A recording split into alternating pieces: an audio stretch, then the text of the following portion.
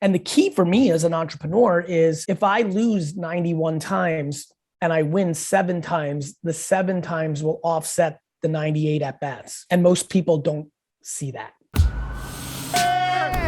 You got your perspective. I just want to be happy. Don't you want to be happy? Gary, welcome to 5 Questions. Thank you for having me. Or should I say, welcome back. This is my 6th interview with you since 2007. And congratulations on 12 and a half, an amazing read. Of course, not too much of it surprises me based on knowing you for such a long period of time. And it's your 6th business book. And of course, did anything pop out as somebody who obviously has interacted and consumed, and we've interacted a lot? Was there anything that caught you? You know what? For me, I think it was reinforcement for something that I've been thinking about. And you and I were similar in many ways, obviously. Came from like an immigrant family, hard workers. I've been working since I was a little kid like you. And so like the work ethic thing is penetrated through everything you've done, of course. But one of the things that you said actually is that curiosity is one of the top soft skills that you mentioned in the book. And to me, that makes so much sense because when I think about what drives me, it's curiosity. It's the reason why I have a research business and I want to uncover the biggest workplace trends. You focus on marketing consumer trends and just overall trends about where we're going, in the future. So curiosity, like I was talking to David Copperfield and he even said curiosity is why he got into magic. So the fact that was one of the soft skills and emotional intelligence skills that you focused on, I think that really resonated with me because it reinforced how I'm thinking about what motivates me and why I do what I do. I love it. So going on to that, I love how you included it. And most people don't think of curiosity as a skill. How has your curiosity led to you experiment and have breakthroughs in business and your life? I mean, it's foundational for me. In hindsight, my attachment to youth and child-ish like optimism and curiosity is essential. I think curiosity leads to opportunities. Humility, I think, is actually a very important partner to curiosity and innovation. So not only am I inherently curious, like, oh, what is that? Or why do people like that? Even at this point in my career where my time has, for lack of a better word, humbled me in what its value is on paper, I'm willing to spend 70 hours, which is to go down an empty road. Yeah. Right? One of your great examples, Gary, is you have invested or participated in social networks that haven't succeeded, but you've learned from those experiences too, which has helped you then later invest and make decisions that have greatly benefited you. I would have been the first investor in Tinder if that wasn't incubated at IAC because of what I learned with Yo Bongo, which was a big loss for me, and tried to get into Highlight, which was a loss. And so I think that's exactly right. I think people they really undervalue learnings. They really do. The reps, the at-bats. I think when we say, this is a good analogy, actually, first time I ever thought of it. Hey, go in the gym and take 1,000 free throws. I think everyone who's listening right now is like, oh, that's going to help that person be a better shooter. What I don't think we go deeper into is realizing that person's going to miss 397 shots in that session if they're like early in their basketball life. It's how I treat business with curiosity. I'm willing to miss 397 shots so that later I'm an NBA player. And I think curiosity, along with humility, lead you down paths that actually occasionally become fruitful. And the key for me as an entrepreneur is if I lose 91 times and I win 7 times, the 7 times will offset the 98 at bats. And most people don't see that. And curiosity is a part of that. Yeah. And you can't replace actually doing it. As in, I've done tons of research on this about how people best learn. And from a workplace perspective, on the job training trumps everything. Yeah, Because you're actually 100%. doing it and learning firsthand what works, what doesn't work, what you like, what's going to benefit the business. You're measuring your results. Nothing is more obnoxious to me than watching business students give operators advice when they've never actually run a business. It can be right in theory, but it lacks context. Absolutely. And practicality often. And, you know, and that's not to say, I mean, I'll give you a good example. Head coaches oftentimes never play the sport professionally, but they've played it somewhat normally. And it's a little bit of context, but you can be a great head coach and not be a great player, and that's fine. But yes, I think curiosity is a massively underrated word in the business world.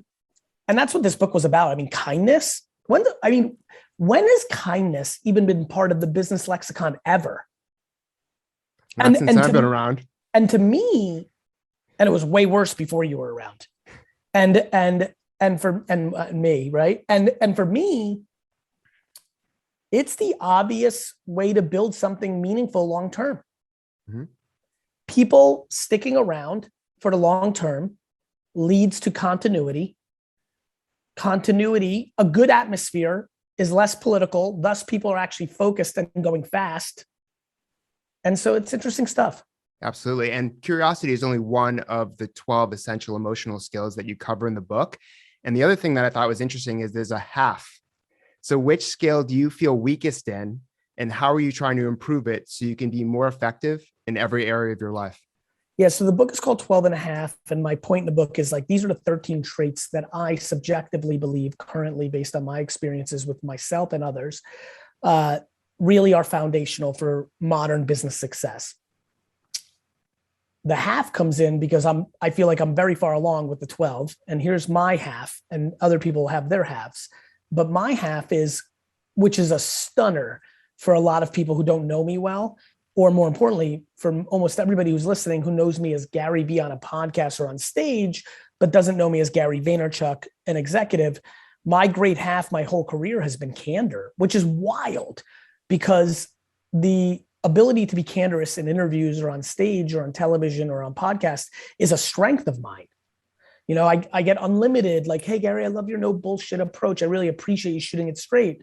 But as an executive, speaking to the masses with you right now, it's really easy because I'm not speaking to an actual human being. Speaking to Tamara or Sally or Ricky or Chanel is so much more challenging for me. And I always tried to skirt around the bone. If I had to give critical feedback, it would always still come in a package that was much more about optimism. I would skirt around the actual issue, and I was trying to find different ways to get them there without telling them like, hey, you're really struggling, or you're not good at this, or, you know, like I was always scared that it would lead to fear and spiral out of control. And I really struggled with candor, and 2 or 3 years ago, I started getting better at it, a lot better at it.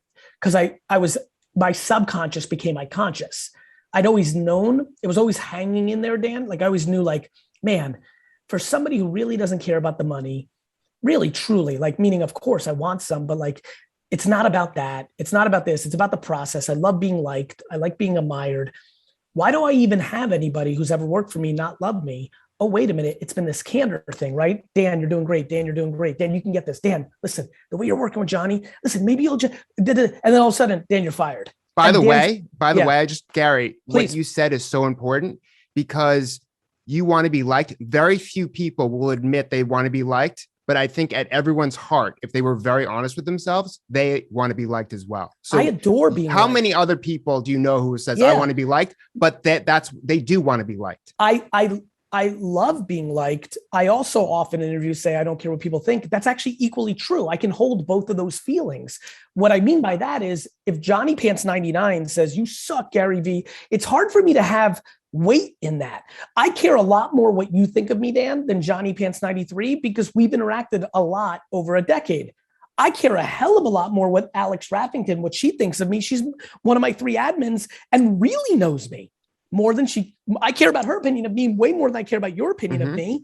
And so that's what I mean. But all in all, I want Johnny Pants 93. I want you, and I want her to like me, because I'm aware that I got very fortunate, lucky, a word that I hate using because I think people weaponize it, but very lucky and fortunate that I was given natural DNA that is good, parented well, circumstances that led to good work ethic and kindness and a million other things. So yeah, I mean, anyway, candor is my half. And when people go through this book, whether it's gratitude, so many people lack gratitude. It's wild.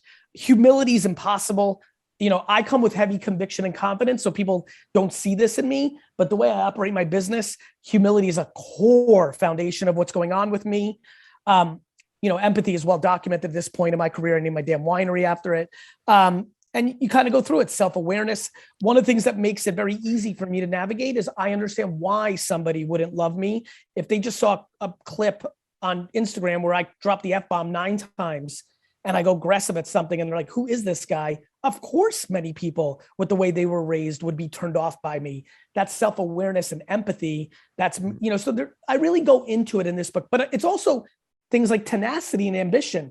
And most of all, my biggest argument in the book is like, look, the soft skills are actually the hard skills, right? Like I can find anybody who can have the talent to do the math or the creative or the man, like you can find them. Show me the people that are excelling at humanity, and I'll show you a company that if they hire that way, have a totally different outcome. Yeah, especially in the world where it's increasingly getting automated with new technology. If the technology's promise is to do much of what our hard skills do for us, then what remains is the soft skills, the emotional intelligence, everything you talk about in the book. Now, where you take things a step further, which really makes this book interesting and valuable, aside from just telling us, hey, here are why these are important, how they've applied to your life and made you successful and other people successful. How do you tailor these individual soft skills to different people? Like you mentioned, like a coworker or secretary or someone you interact with, environments and situations, because that's where things get complicated for people.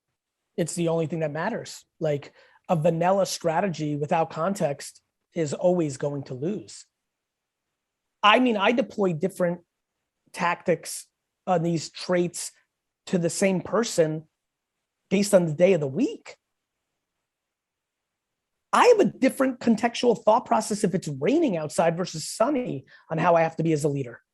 I literally like compassionately and empathetically recognize that there are humans on earth that are very affected by weather. And so little things matter is what you're saying. In a real way, I actually manage differently on a Tuesday than a Monday based on the weather, let alone a million other. I just had a tough meeting, by the way, just now with a team that has been dominating all year. Now things are different.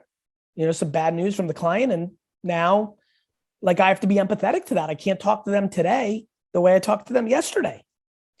When you're a true leader, when you're trying to achieve in humanity, in business, in life, if you are not capable of adjusting at every moment to every nuanced variable, you are creating vulnerabilities. And you know what's really interesting, Gary? One of the big things I recognized early during COVID is that everyone's in a unique situation. Meaning like I would talk to people who were pregnant and had COVID. I talked to people who had 2 children and was like a single mother living at home or was an entrepreneur or everyone, you know, income situations, where you live, you know, do you have kids or not? There's so many different variables. And as a leader, it's all, you know, what you said is very fascinating with, you know, depending on the weather, time of day, et cetera. But it's also like, what's this individual's life circumstances? Because work and life, as you know, are more blended. I mean, think about, you know, all the remote work that you've been doing. Were you able to skim the book? The answer is yes, by the way, to what you just said. Did you skim it? Or were you able to actually read it? I'm Honestly, more like you. Yes, I'm more like you. I skim. You got the gist. Okay. Yeah. That, by the way, that doesn't even register for me personally. I'm very grateful for even knowing it exists, let alone skimming it. Let me ask you this. Did you skim the part where I talk about a scenario, a make pretend scenario, where the employee that's upset with the manager may want to consider the fact that something atrocious happened to the manager's life that day? Yes. So I think one of the things that I'm really proud about this book is I think it gives a holistic, much more nuanced thought, which is when you're an employee, you just have an inherent thing of like, manager, what are you going to do for me? Fuck you, what I'm going to do for you. Or company, but we don't deploy, we tend to talk about empathy down. Mm-hmm. Hey, leader, have empathy for your people. But we don't talk a lot about, hey, employee, have empathy for your manager. If a manager has proven to you that she or he has been solid for a year and something atrocious happened today out of left field, I see people canceling that manager like, oh, I knew it. Fuck you, Sam or Sarah. What about having compassion and empathy to the thought of like, man, I hope everything's okay with Sarah or Sam. This is out of character. We don't do enough of that. Cordialness, civility, empathy. We need more. And all of my research has proved, I've interviewed tens of thousands of executives, managers, HR leaders, employees. And you know what's really interesting? The higher up you go in the hierarchy, the more they're suffering from mental health. 100%. And so that, I've done a whole course with LinkedIn about managing well-being as a leader, because they're the ones who are suffering, but no one's thinking about it because they're making more money. But they have more responsibility, so that's more stress. Dan, if I wasn't completely detached from everything professionally, my success, my failures, the money, the accolades, the haters, the pains, the fact that every day, all that happens to me is problem after problem after problem. That's all You're a firefighter. I'm a firefighter. If I wasn't completely detached, it would be impalpable. Yep. So I'd love to switch gears as much. I know that you are like Mr. NFT, but you're also like NFTs is like part of your career, obviously. Like you're always forward looking, you're always testing, with your own NFTs in the marketplace you're launching and everything that you've been doing. So you've said that 98% of NFT projects will go to zero and called for an NFT winter. What do you think will be the 2% that appreciate long-term in value? I'm not sure. I'm incredibly positive. My big bet is CryptoPunks, just given the nature of its status of establishment. What about like IP, like VV with NFTs and like Disney NFTs with like Marvel and Star Wars? The problem is I come from a collecting background, so I'm too smart. Me too. This. Good. So this. Good. So this. Not even close to every Spider-Man has value. What about the first ever Spider-Man NFT? Of course. The question becomes though, which one, right? Like versus on-chain versus what if Solana wins the day in 12 years? Then it's gonna be the first Solana Spider-Man, not the first ETH, right? So we're too early. See where I'm going? Yeah. There's a lot to think through. You could bridge over to different chains. There's a lot to think through. What is actually an NFT versus a digital asset? VV closed environment, decentralized. It's switching away from being a closed environment, though. It's going to be the question will, I know that, but the question will become, will the market accept it as the first, or was it the first that minted on mainnet because they didn't got it? Because now it won't be the first that's minted. So there's all of it's awesome. Like I actually have no idea. At a minimum, you're having fun and you're learning about this space. You don't know, but you're willing to, see what's going to work, and especially for your business, because NFTs is wrapped around a lot of what you're doing. I also like the fact that the results are going to be the results. I don't know. I have hunches. I will spend my money and put my reputation on the line against those hunches. And I have the humility and the confidence to navigate that, because I realize that if I am wrong, it's incredibly, this, I enjoy talking about passing on Uber twice. Well, because it's an example. It's a great example of, hey, you're not always going to be right. Yeah, it's also the truth, right? Like, fuck, so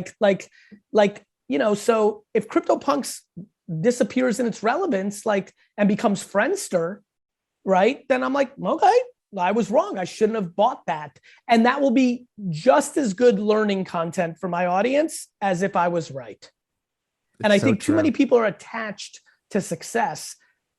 I'm either attached or detached from both success and failure. I'm obsessed of the oxygen of the process, right? This. You and I grew up in the revolution of social media, personal brand moments of that too, right? That's how we broke out, for sure. That's how we broke out. Yeah. You are very aware because you were actually there. You're not reading it in my Wikipedia. You are aware that when I hit the scene, there was 500 other people that in theory looked like me, right? But when you did Wine Library TV, I had no interest in wine, Gary, but I still watched the show. To me, that's how I knew you were going to be successful. I think that's fair. You said to yourself, because you're thoughtful about psychology, that, okay, wait a minute, this dude may be different because I'm not interested in his subject matter, but he's compelling enough for my interest. You could have talked about anything. Right. What you didn't know at the time, nor did anybody, nor did I myself, other than my own hopes and convictions and intuitions, is that I was obsessed with not compromising my reputation for anything at all costs, including how I predict, AKA observe. I don't predict, I just talk early enough.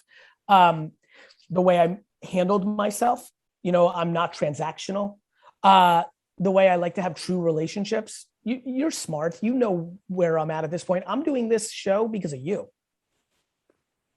I'm busy. I don't, but this is what I like about you, because I think you're awake. But I'm a long-term Garyvee person, right? We'll be talking when you're, 70 years old. But I think you probably could have been long-term other people who along the way decided not to reciprocate relationships. Yeah. I just saw your future early on, and, I was like, it's worth the investment. And, you kind of, you both reinforced what I knew and showed me a path forward at the same time. And I think a lot of people would agree on that. That's very nice. I'm incredibly grateful at this point. I'm turning 46. I know we're recording this on Wednesday. I don't know when you're going to drop it, but on November 14th on the Sunday, when are you dropping this? Next week? A couple weeks? 2 weeks. Yeah. Good. Yeah. So, now I'm 46 as everyone's listening, and fuck, man, I had wisdom at 7.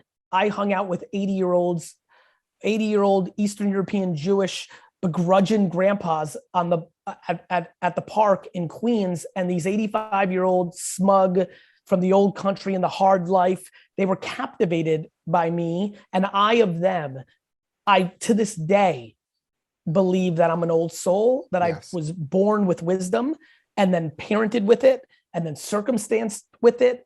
And the fact that I found my way to be able to pass it on without expectation of others is a gift. Like, thank God I was able to make money and fulfill myself with a roof over my head and food on the table in a manner that didn't require me to monetize my audience, right? I got so fortunate, right? So many people that are great communicators and do what I do, they're required to monetize their audience because that's the only way they can get their selfish needs. I was able to get my selfish needs out of being a retailer. VaynerMedia is a fucking $300 million a year business. I'm a businessman that happens to also desperately enjoy talking to people at scale. What the people on the other end have felt is, wait a minute, the other shoe never dropped with this guy. There was no funnel to this or that or this. It was a real relationship, not a transactional one. And that, I think, has been the pedestal that I've been able to be put on by the audience. Absolutely. And what's your best piece of career advice? That your word is bond. It's really helped me, man. Really, genuinely. My dad instilled that in me. My gift of gab, I could have been a cult leader, for fucking Christ, right? Like, I am captivating. You're right. And the fact that, do you know how many days a year I thank God for making me a nice person? When you know you have a super communication superpower, you shiver down your spine of the thought, if you weren't in a good place, what damage you could do. And I have history to show me. I know who Hitler is. I know who Mussolini is. I know who Jim Jones is. You look at the history of, like, when you are given that gift of communication, you could go Gandhi and Martin Luther King, or you can go Hitler and Mussolini. And, like, fuck, not that I want to put myself in those territories because I stay in a much smaller place in society, but I'm aware that, and I'm grateful for that. And I think everybody has their version of communication skills. I think a lot of people listening right now don't realize how much of a legacy, and a good legacy, they can leave if they had the courage and the self-esteem to put out things they believe in. We can help each other. And unfortunately, negativity is louder than positivity. And that has played out over the last 15 years. And I take on a huge sense of responsibility to speak about optimism and practicality and hope and good stuff, because I believe it. Absolutely. And we talk about personal branding. We've talked about this for such a long period of time, whether people call it reputation or whatever. Consistency has always been important when building a brand, as you know, and the advice that you just shared, you've been sharing this for way over a decade. And it's because Right. I think because your dad taught you it when you were younger, and it's something that has stayed with you and It's also, is I understood reinforced. it was something that was, you know what, it actually inspires me because I do believe it was taught to me. I believe my natural state does have a little bit of a little too much schmooze. I know who I was at 8. I remember how I sold baseball cards at 10. The sale was more valuable than my honor, right? It just whatever it took. And, you know, as you become a little bit older, you know, I was able to be in an environment where lying was demonized. And so my dad really took a lot of my vulnerabilities out of me in scaring me. He scared me. He scared me straight at some level. And he caught me at 13, 14. So I'm 14, 15, 16, 17. And I started to it's almost like working out. I reformed. And by the time I became, and then it was just fucking over. Like I was just in such a good spot, right? And then by the time I'm 22, I'm this full product of my mom instilling the majority of the good shit, my dad really plugging the hole on what could have been a huge vulnerability and limited my upside. And here I am as a 46-year-old man, and professionally, I am in a very unique spot and have a lot of opportunity to really shape a conversation. I'm incredibly hungry for this book. I really want people to understand that the good traits are not over coddling, not soft, not la la la land, that actually these good things actually lead to empires. Yeah, and this will clearly be part of your legacy. Well, I hope so. everything Thank you you. just shared is such great advice. I obviously urge people to read the book, and I'll be following you forever. And I Thank you, just buddy. think that the legacy you live is going to be a really positive one, promoting the emotional intelligence and skills that people really need, not just professionally but personally. And Thank so you. thank you so much for being on the show, Gary. Love It's you, a pal. pleasure. Have a great, great day.